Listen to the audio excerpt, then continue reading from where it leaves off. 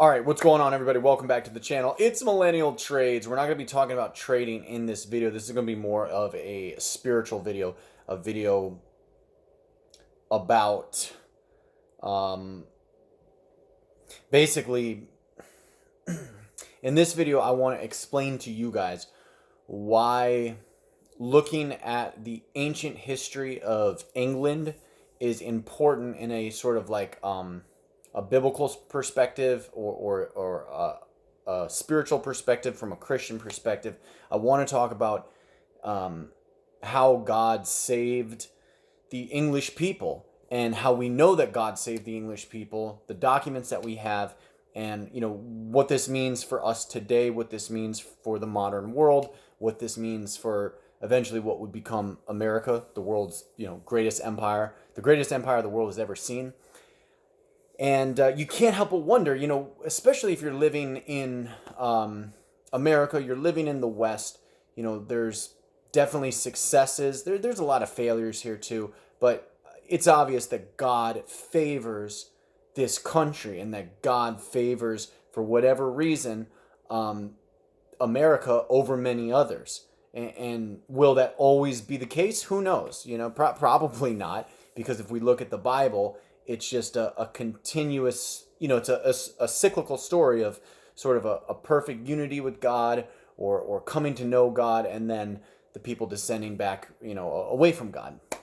But to stay on topic here, the best source about sort of the saving of the English people is the Ecclesiastical History of the English People by Saint Bede. All right, Bede is a saint recognized by both the Orthodox Church and the Catholic Church, because back then there was no separate Catholic Church. It was the one holy Catholic Church, right? The Orthodox Church, and this was before the schism. So we're talking like the 700s here.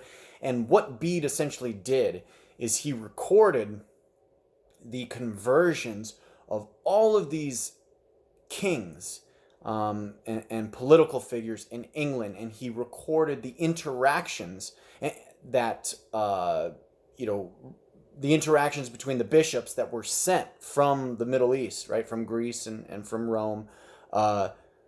He recorded the interactions and a lot of the stories about those missionaries being sent to England to save the people. Now, at the time, we're talking like the 700s, so England does not exist in the way that we know it today. It's several different kingdoms. I won't get into all the different theories, but basically I think it's the Heptarchy or the Septarchy. There was 7 major kingdoms, right? The ones that are the most popular, obviously Wessex, which is what a lot of Vikings is about, and the Last Kingdom. But you also have kingdoms like Mercia, Northumbria, which is north of the Humber River in England. And that's actually where Bede was from. He lived his whole life in a monastery in Northumbria and probably never really left that area his entire life. So this book, The Ecclesiastical History of the English People, it's extremely important. Now, it's not, the Bible, but it's still holy. And if you can kind of get past the fact that we're talking about, so many hundreds of years ago, right? Over 1,000 years ago now, about 1,300 years ago when this book was written. And it was so popular, right? This sort of church history, the ecclesiastical history of the English people, it was so popular, it was copied and almost immediately circulated worldwide, at least, in the Western world. And this is like the medieval times we're talking about here. Bede also wrote other books. He wrote a version of the Bible that was translated, I believe, directly from Latin, and or no, it may have been translated from Greek to Latin, but he wrote this version of the Bible that the Catholic Church to this day apparently still uses.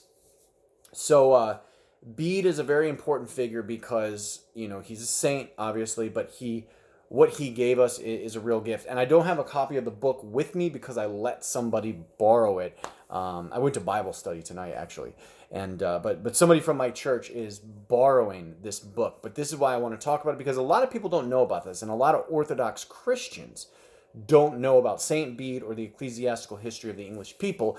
And I think there's a lot of emphasis on, the Greek influence, the Hebrew influence, even the Roman influence in Christianity, but or those elements.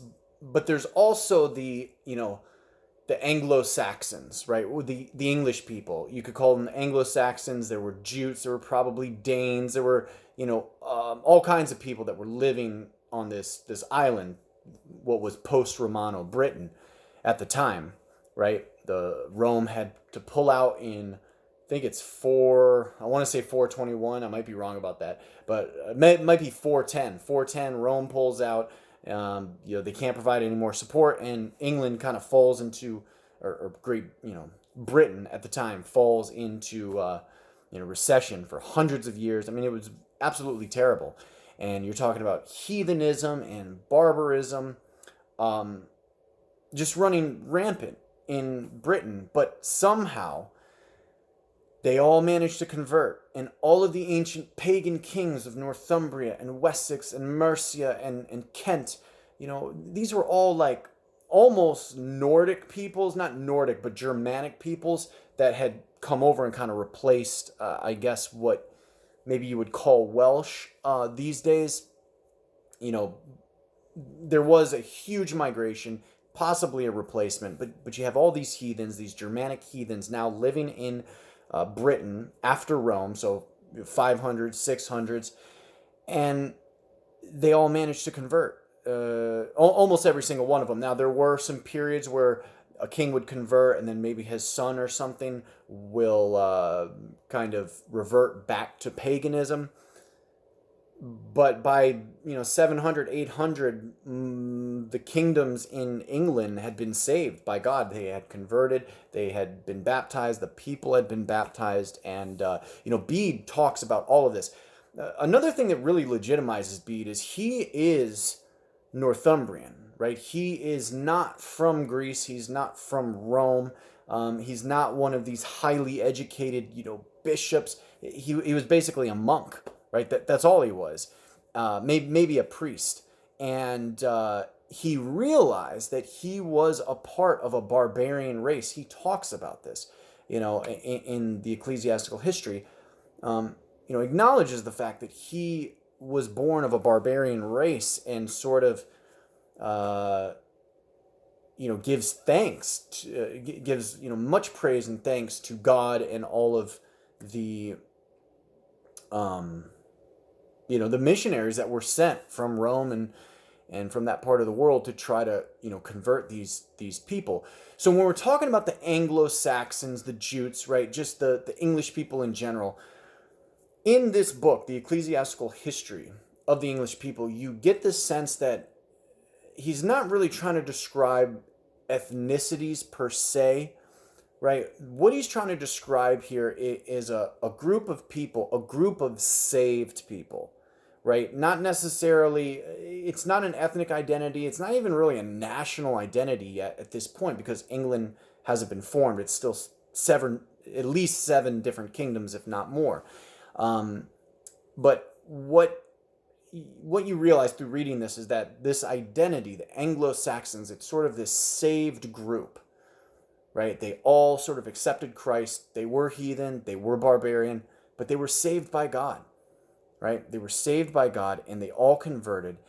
And the reason this is so important is because, for whatever reason, God, over millennia now, has kind of favored countries like Great Britain, and countries that were formed out of Great Britain, the United States specifically. So you think about this, and nowadays people still use the term, the Anglo-American Empire to sort of describe, Great Britain and America as these two global superpowers. I mean, Britain was a superpower for many, many, many, many years, and their monarchy has existed, for at least 1,000 years. Going all the way back to Alfred the Great, who is talked about. No, Alfred actually, I think, is after the ecclesiastical history of the English people. He's not mentioned, but other kings are mentioned. Cunewulf is one of the most famous kings from Northumbria. Um, but yeah, all these stories in the book by Saint Bede, all of these stories are, it's really fascinating to hear about the conversions of all these kings. But later on, their descendants, become this great, country of England. And yes, they break away from the church, and they start the Anglican Church, and um,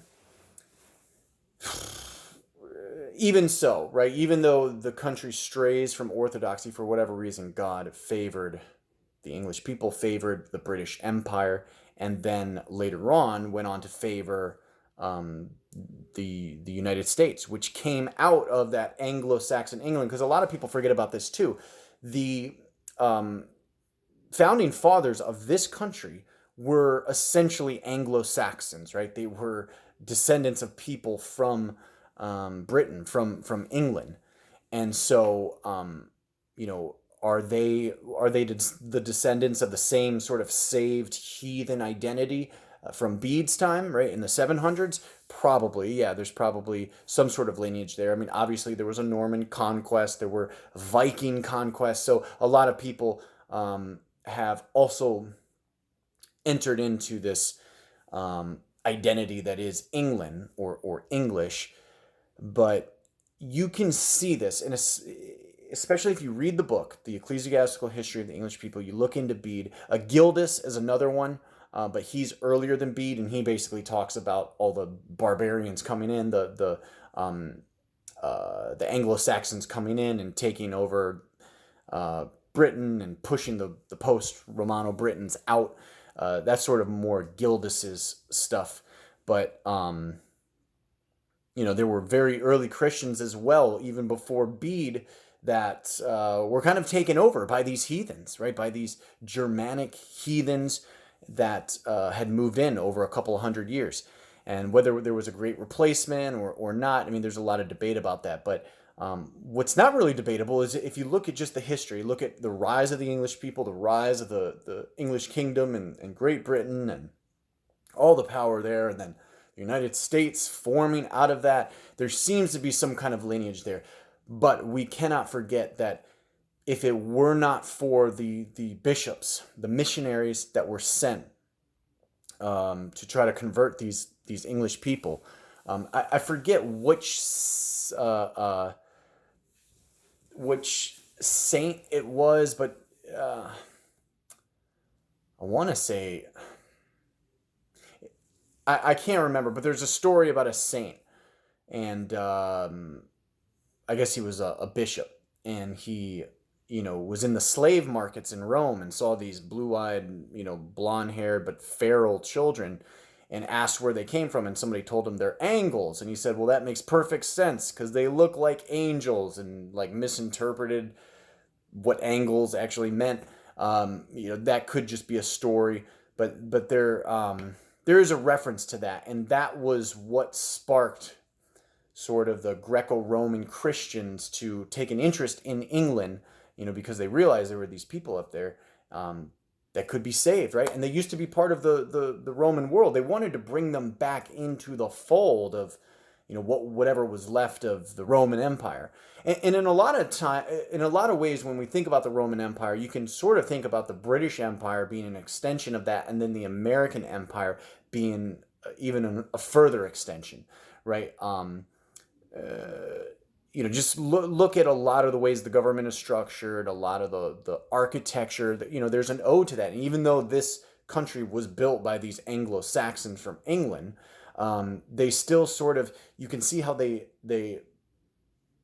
paid homage or almost like an ode to the peoples that saved them, the peoples that converted them, and the peoples that gave them all of this, these concepts about God, these concepts about government, and structuring a country, a nation, an empire.